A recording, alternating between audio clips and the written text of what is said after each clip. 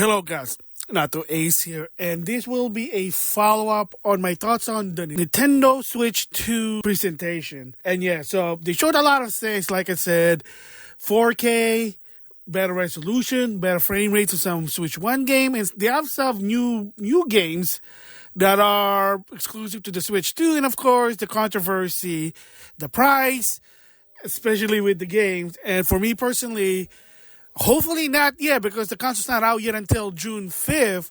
Where is that universal achievement system that's, like trophies or gamer score? But if they still don't do it in 2025 with the Switch 2, then it really just tells me that Nintendo themselves really don't have the knowledge and the experience to do it. There's My Nintendo. What happened to that one? Don't tell me they just decided to just drop it and say, that's it. But that's for me personally. So hopefully still in the long run that the Nintendo Switch 2 will have a system-based universal achievement system.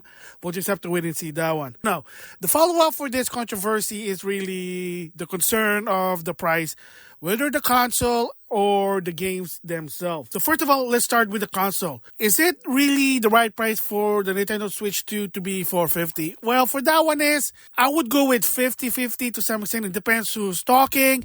A general consumer might say no. A Nintendo fan might say yes, because believe it or not, this was the same story with the Wii U. People who were in the casual level said, that price is not right for the Wii U. The Nintendo fans, especially the hardcore, they trying to defend the price of the Wii U. And of course, within months, if you didn't know, they had to do an emergency price drop because people are not buying the Wii U. So yes, it is also going to be about voting with your wallet, because it did work with the Wii U.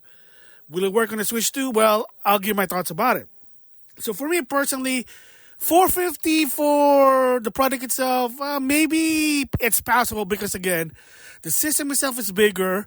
It has 232 gigs of internal RAM. That's a lot of RAM there, and that costs money. Advanced ports inside, it can play 4K, and then apparently there's even a report like something to do with NVIDIA with the DLSS feature. Again, I have no idea. I'm not a super tech geek when it comes to something like this. Maybe minor, but the bottom line is there's a lot of advanced parts in the machine. Magnetic, Joy-Con. So it seems that the magnetic is really strong. So that part that people were saying they were kind of concerned, maybe not yet there. So that's why it costs so much. The dock itself, yes, not only just a dock, there are moving parts. There is a built-in fan to keep your Switch 2 cool. Remember, a lot of this console, whether you like it or not, do have now built-in fan. The Wii had a built-in fan. The Wii U has a built-in fan. That's why, and that's moving parts. If you don't know what that means, moving part is when you have certain part that requires excess moving, that costs money. That's why the Wii U, to some extent, for the price, you want to admit it that they had to put in that price because it has a lot of moving parts, including CDs. With cartridge, that kind of eliminate the moving parts. Just saying there. So for me personally, I think it is sort of okay for what it is. But if you want more general consumer, not the hardcore, the general consumer to get a Switch 2, then you probably should have been $400. Made more sense. The Switch, $300. The Switch OLED is a premium console. Makes sense, $350. And then $400 for that one. Just saying there, but again, that's for the couch decision. He made his bed. Now you have to lay on it.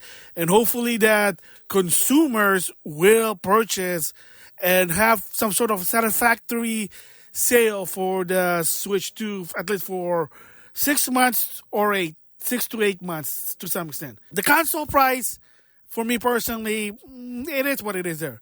Now, going to the software, it seems that Nintendo's going back to their old ways since the N64. So, a little bit of a teaser of what happened, and why all suddenly a lot of the sprites are like, oh my god, but it wasn't in the past. So, first of all, I'm going to have to address, back in my day, XYZ prices this.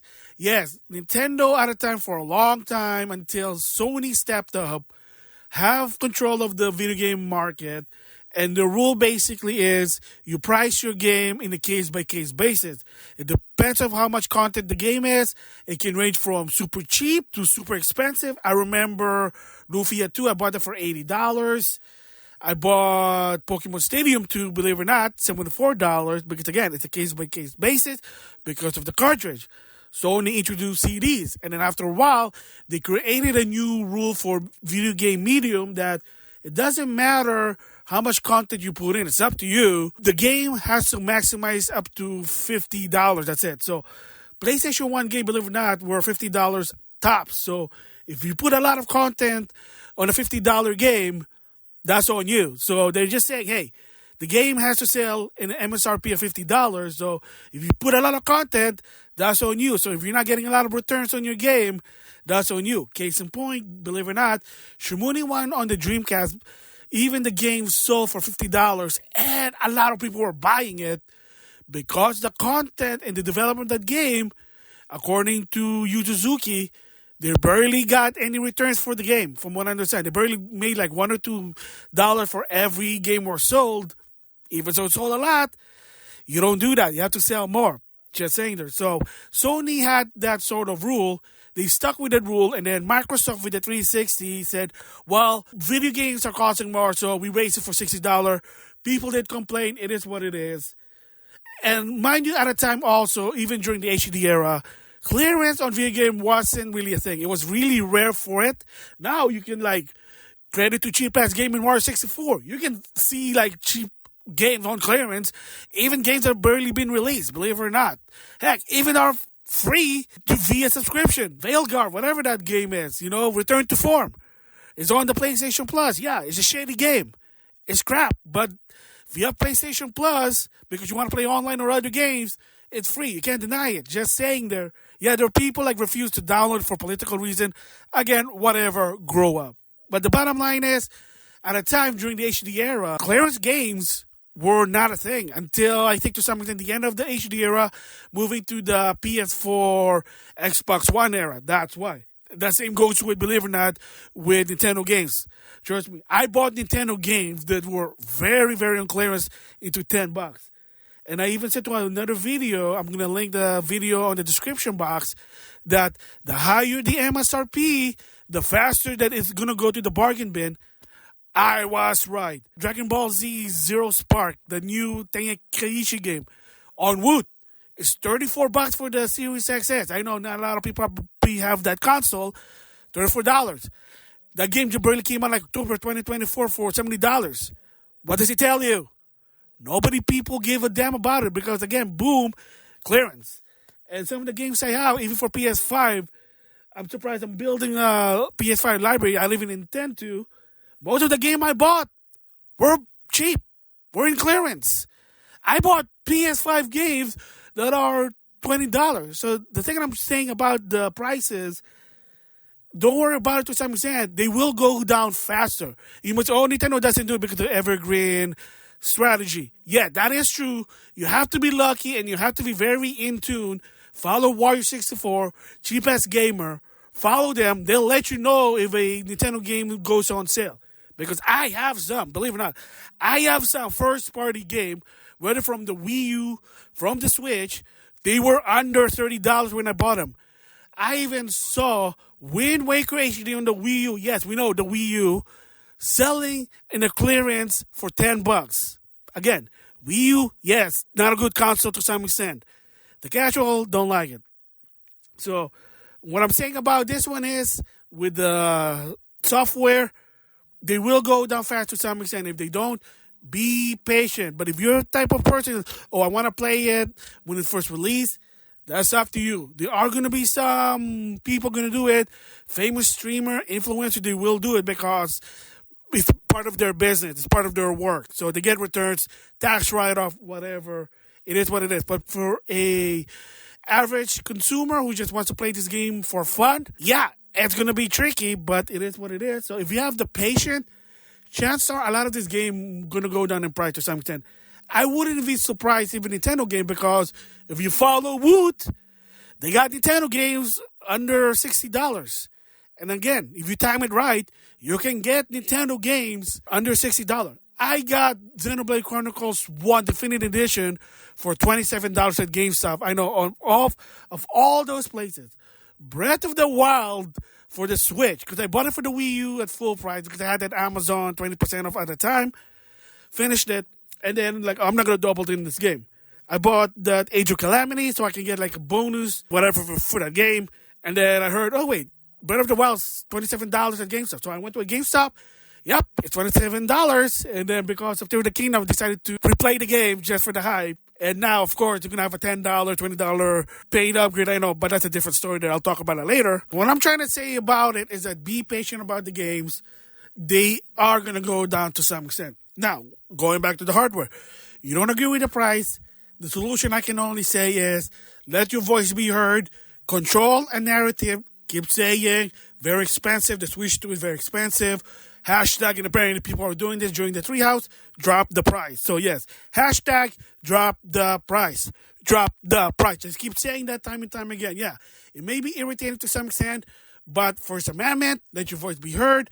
As long as you're not doing anything illegal or breaking terms of service, drop the price. Hashtag drop the price. Drop the price. Just keep saying that.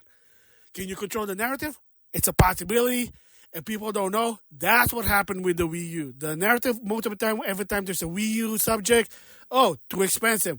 Where are the games? Oh, the games are too expensive, etc., etc., etc. I'm not going to buy a Wii U until had a price drop. And again, like I said, push come to shove, they had an emergency price drop. Yes, anti-business. Investors were pissed. Iwata had once again to do a cut in their paycheck. Remember, they did that with the 3DS. And I did say this rumor.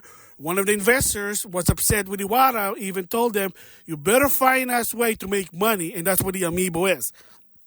That was a rumor that I heard, but the bottom line is, from what I heard, again, rumors that during the Wii U, investors were pissed. Just saying that.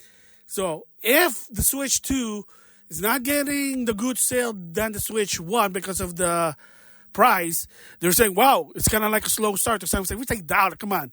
4K Mario Brothers kart game, Mario Kart World. I mean, you can't deny it. And right now, they have a good bundle. $500, you get the game like for $50. I mean, for me personally, I'm not going to get in launch, like I said. But the bottom line is, the hardcore is going to buy them. So that might be a chance. We'll just have to wait and see. But again, just let your voice be heard. Try to control the narrative. Chances are, it might work, it might not work. Who knows? Games, just have to wait. Be patient. Time is the key. Follow people who does deals, especially Warrior64 and Cheap Ass Gamer. Follow them. They will tell you if there's a game that's going to be cheap. And like I said, go to Amazon, try Woot, GameStop. They're going to probably chance it. There's going to be some announcement. They're going to say, hey, look, this game is cheap. That's it. Buy them used? Maybe. And if it's really are that extreme, if you want to go there, well, you can do really illegal thing. I'm not going to say what it is, but that's up to you. Do whatever you want to make a point, send a message. But the bottom line, like I said, is this going to be the end of Nintendo? Probably not. Dude, it's the Switch. The Switch had a good legacy. They're following their legacy. Does it feel like sort of a Wii U situation right now from the Wii? Maybe, because with the Wii U, playing Wii game on HD, Nintendo games on HD. And yes, what backfired to them at the time was transition. Not anymore. It seems that they have new people who probably knew how to make games in HD and 4K. There you go. So I doubt it's not going to be a Wii U situation. But I wouldn't also be surprised if the Switch 2 sales for the first year is a bit lower than the Switch. Right now, I'm just guessing. I could be wrong. Please prove me wrong. And they're going to say what's going on. So another story is people say is, does this price have to do with tariff? And I did say that on the video. Maybe yes. Maybe no. I don't know. The new people working to control the country, let's just say, well, not a lot of people agree with them. Not going to touch that. But I don't know about it. I'm not political. I'm not going to the political subject on this one about the tariffs. I'm going to just stay out of it. It's a wait and see. Some say yes, some say no. But yes, a lot of changes to some extent. And if you want to know about the tariff story, what it is, you can go to Google. They'll probably explain to you. But I'm going to try sort of in the gist of it. bear with it. Apologies in advance if I get it wrong, but it's very, very political, touchy subject. Bottom line, it from what I understand is U.S. prioritizing U.S. sales, whatever, over imports. Basically making more money in the U.S., not cutting back and relying on other countries, like China's Foxconn.